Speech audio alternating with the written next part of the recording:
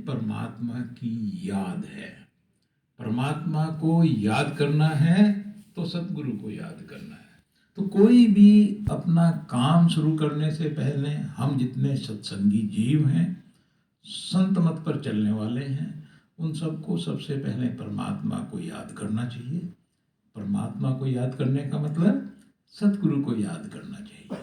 और सबसे पहले जो कुछ उसने हमको रहमत, जो कुछ हमें दे रखा है, उसको याद करना चाहिए और उसका शुक्रिया अदा करना चाहिए।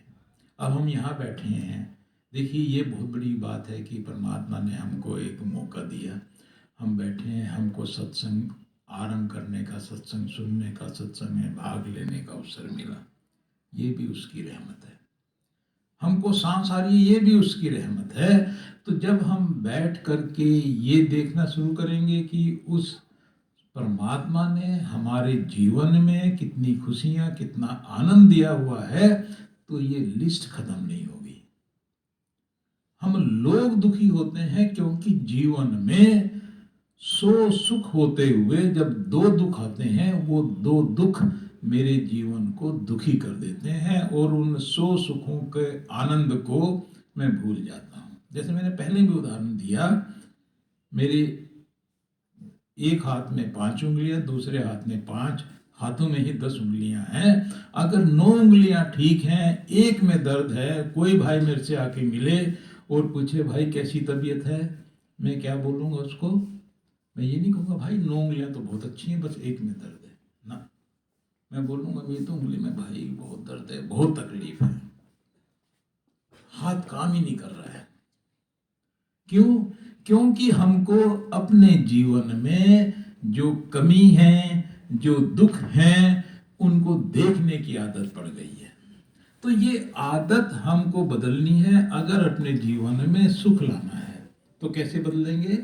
तो हमारे जीवन में उस परमात्मा की दी हुई जो भी रहमत है, उनका दिया हुआ जो कुछ हमारे पास है, उसको देखना है, उसको याद करना है और उसके साथ साथ मालिक को उस चीज को देने के लिए धन्यवाद करना है। हे परमात्मा, तूने कितना अच्छा शरीर हमको दिया। लोग कष्ट में हैं, लोग दुखों में हैं, लोग अस्पताल में पड़े हैं, मैं अपने घर बैठा हूं। तो जब आप देखेंगे तो जीवन में रहमतों की कमी नहीं है, कमी है हमारे देखने की।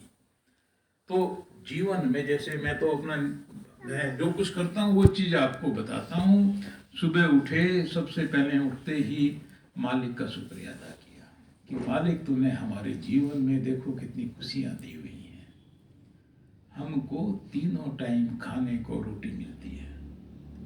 कितने ऐसे जीव हैं जिनको ये पता नहीं है अगले टाइम खाना मिलेगा या नहीं मिलेगा।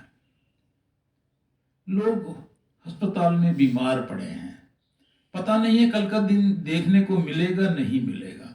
तो रहमत बहुत सारी है। हाँ, कोई भी आदमी ऐसा नहीं है, कोई भी आदमी संसार में जिसके जीवन में कोई भी दुख ना हो। दुख है, हर एक आदमी को अपना दुख बड़ा मिल लगता है।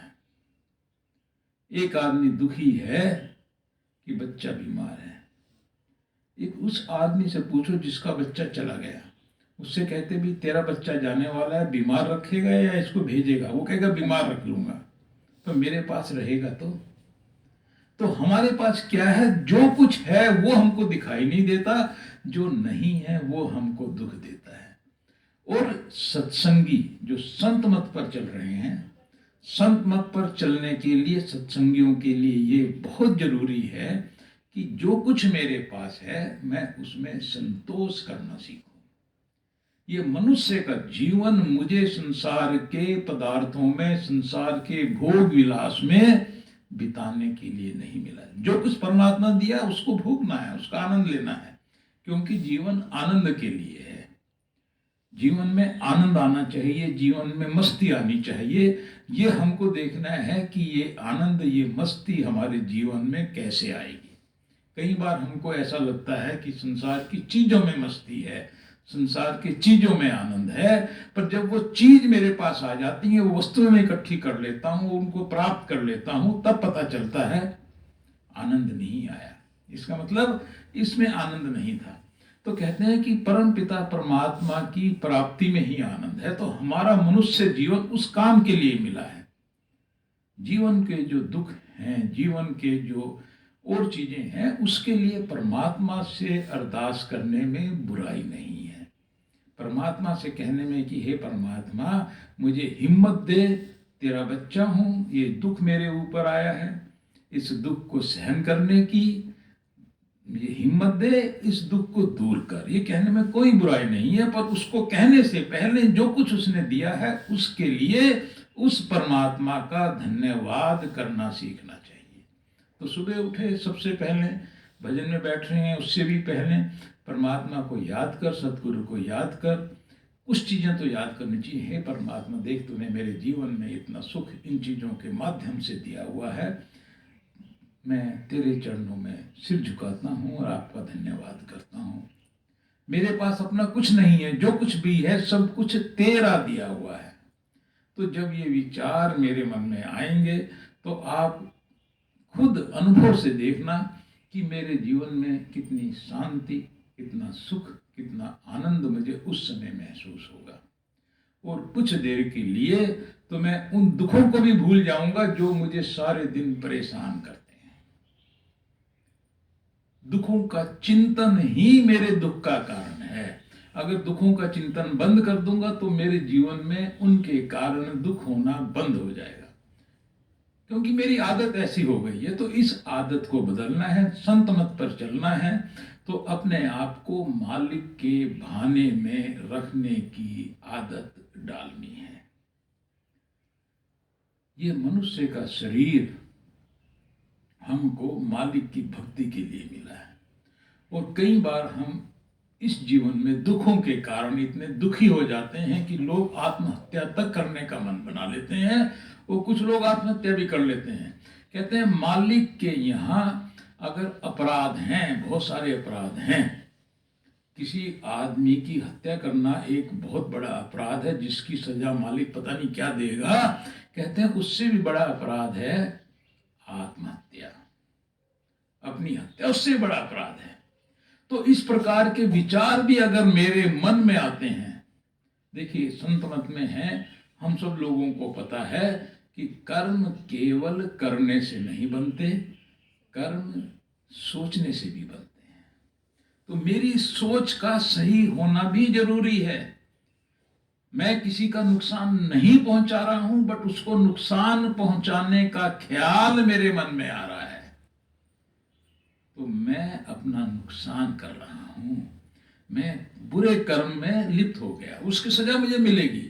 इसलिए बोलते हैं कि अपने मन में किसी के बारे में कुछ भी ईर्षा, द्वेष, इस प्रकार की भावनाओं को पैदा नहीं करना है। इन सब से बचना है। तो कैसे बचेंगे इनसे? मन तो ऐसा है कि अगर ये खाली बैठेगा ये तो संसार का चिंतन करेगा।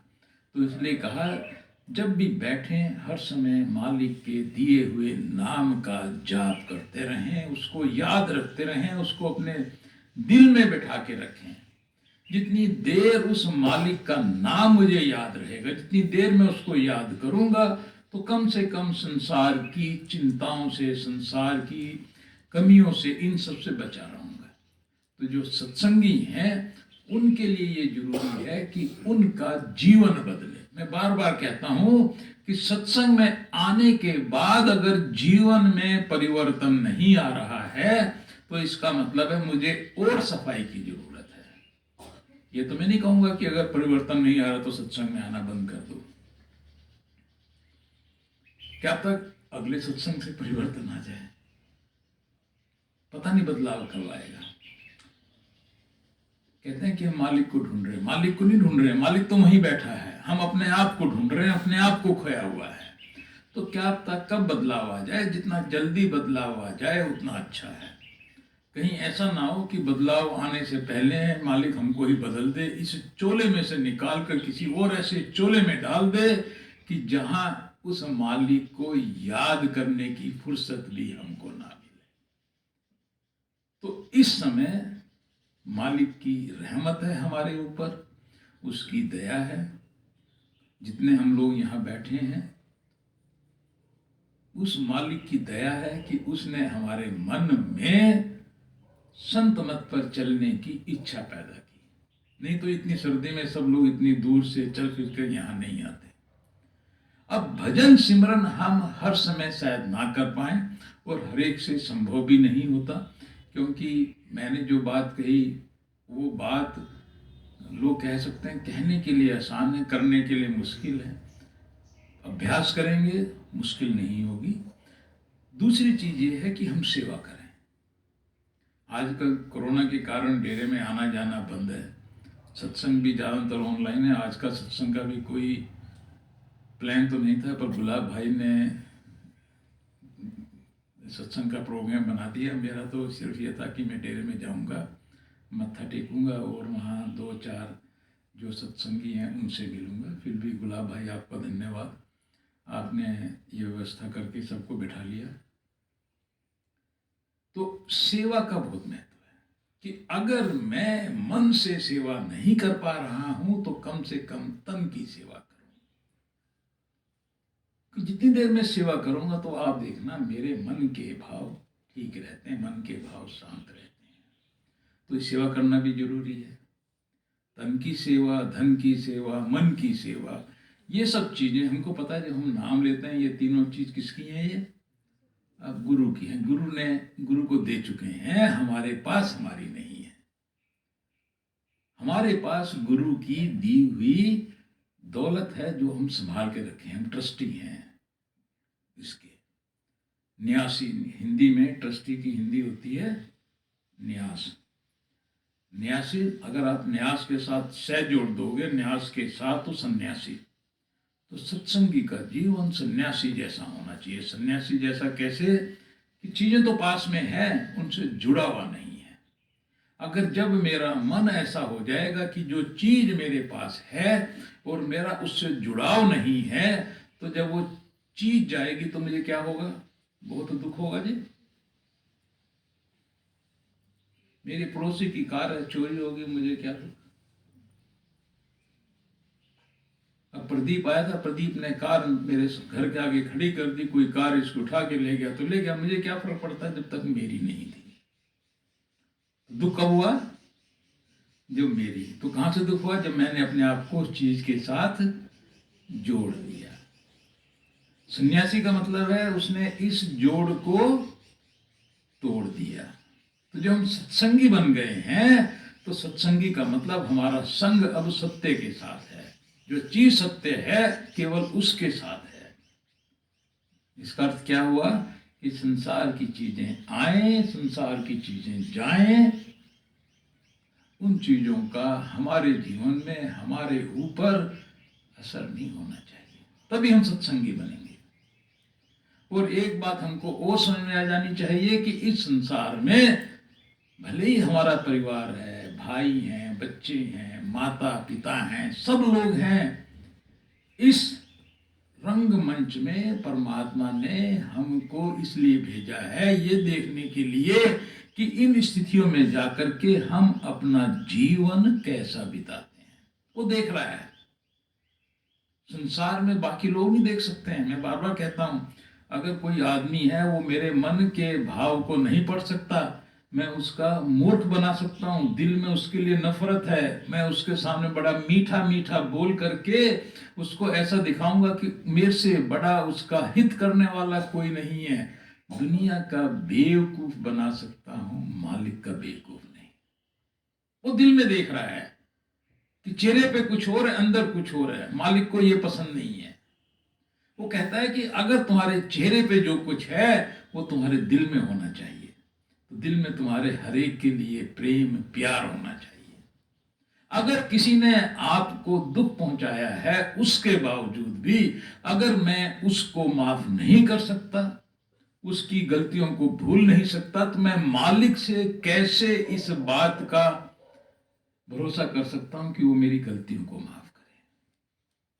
तो अगर मैं चाहता हूं कि हे सतगुरु, हे मालिक, मेरे किए हुए गुनाहों को माफ कर, तो उससे पहले मुझे इस संसार में सबके प्रति अपने दिल में प्रेम प्यार पैदा करना है। और किसी ने अगर मेरा दिल भी दुखाया है तो उसके लिए मेरे दिल में कोई घृणा, कोई नफरत कुछ नहीं होनी चाहिए। मुझे बार बार बैठ के ये याद करने की जरूरत नहीं कि मैंने इसके लिए ये किया, मैंने उसके लिए वो किया और अब वो मेरा ध्यान नहीं रख रहे हैं। नेकी कर कुएं में डाल। अपने द्वारा किए हुए चीजों की गणना करनी, उनको बोलना, उन चीजों के फल को कम करना है। सत्संगी का जीवन ऐसा होना चाहिए। अगर किसी का भला भी कर दिया, कहते हैं अगर इस हाथ ने किया तो इस हाथ को पता ना हो।